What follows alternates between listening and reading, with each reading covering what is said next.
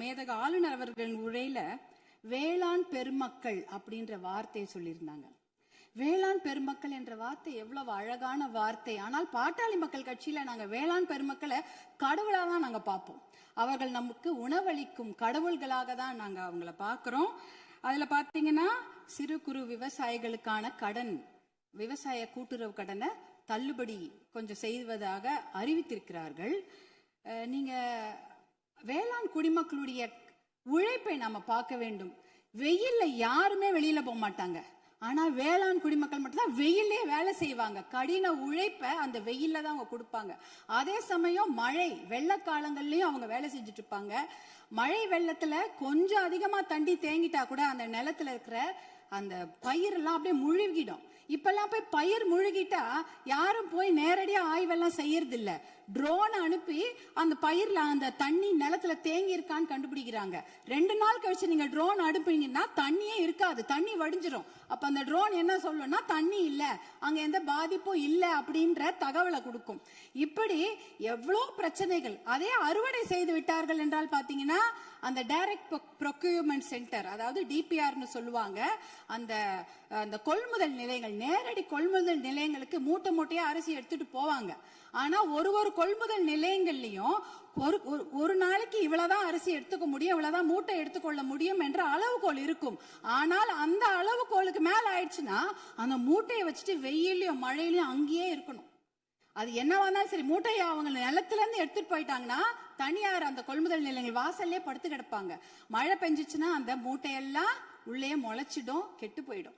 இப்படி எத்தனையோ சிரமங்களை மீறி தான் அவங்க நம்மளுடைய உணவு மேசைக்கு சாப்பாடை கொண்டு வராங்க. அதற்காக அவங்க வாங்குற கடன் பாத்தீங்கன்னா தனியார் வங்கிகள்ல வாங்குவாங்க, தேசிய வங்கிகள்ல வாங்குவாங்க, கூட்டுறவு கடன் வாங்குவாங்க, யாருக்கிட்ட வேணாலும் கடன் வாங்கி அந்த விவசாயத்தை செய்வாங்க. அப்படி இருக்கும்பொழுது அந்த வங்கி கடன்களை நாம தள்ளுபடி செய்ய வேண்டும். மகாராஷ்டிரால பாத்தீங்கன்னா எல்லா வங்கி கடன்களையும் தள்ளுபடி செய்திருக்கிறாங்க. நம்ம தமிழ்நாட்டுல நம்ம கூட்டுறவு கடன், அந்த கடனை வாங்கின கடனை முழுமையாக தள்ளுபடி செய்ய வேண்டும் என்பதுதான் எங்களுடைய வேண்டுகோள். அப்படி ஏன் தெரியுங்களா, தமிழ்நாட்டுடைய ஒரு 3 பேர்ல 2 பேர் விவசாயத்தை சார்ந்த தொழில் செய்யறாங்க தமிழ்நாட்டுல. அப்படி இருக்கும்பொழுது வருஷத்துக்கு நீங்க 10,000 கோடி கடன் வாங்கினவங்க கூட சந்தோஷமா வெளிநாட்டுல வாழ்ந்துடுறாங்க கடனை கட்டாம.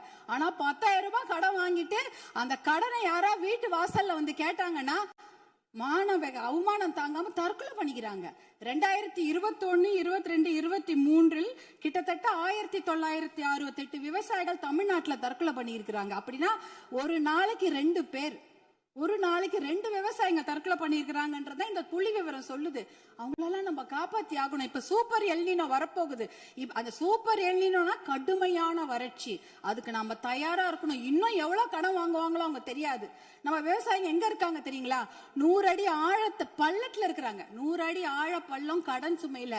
ஆனா நீங்க நம்மளுடைய தமிழக அரசாங்கம் இன்னைக்கு அவங்க 50 அடி ஆழ கயிறு தான் கொடுத்திருக்கீங்க. எப்படி வெளியில வருவாங்க?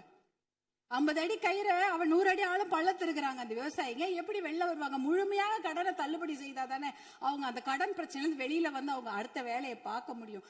அதனால நீங்க உங்களுடைய அதிகாரிகள், மாண்புமிகு பேரவைத் தலைவர்கள், உங்கள் வாயிலாக முதலமைச்சரை நாங்க கேட்டுக்கொள்வதுதான். உங்களுடைய அதிகாரிகள் சொல்லுவாங்க, ஐயோ நிதி சுமை, கடன் சுமை, கூடுதல் செலவினம் அப்படிலாம் சொல்லுவாங்க. ஆனா அதையெல்லாம் நீங்க அதையெல்லாம் ஒரு புறம் ஒதுக்கி வைத்து விட்டு அவர்களுக்கு முழு கடன் தள்ளுபடி செய்யணும். ஏற்கனவே 2000 கோடியா 6000 கோடியா உயர்த்திட்டீங்க.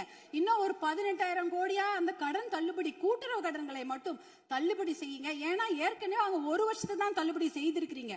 அதற்கு முன்னால ஒரு 2 வருஷம் கடன் அவங்க வாங்கி வச்சிருக்கிறாங்க. அந்த கடனையும் முழுமையாக தள்ளுபடி செய்தீர்கள் என்றால் அவங்க கண்டிப்பாக எத்தனையோ கடுமையாக உழைக்க தயாராக இருக்கிறார்கள். அவங்களுக்கு அந்த ஒரு ரெஸ்பெக்டை நம்ம கொடுக்கணும், அவங்களுக்கு அந்த நிவாரணத்தை நாம் தர வேண்டும் என்று உங்களை எல்லாம் நாங்கள் அன்போடு கேட்டுக்கொள்கின்றேன்.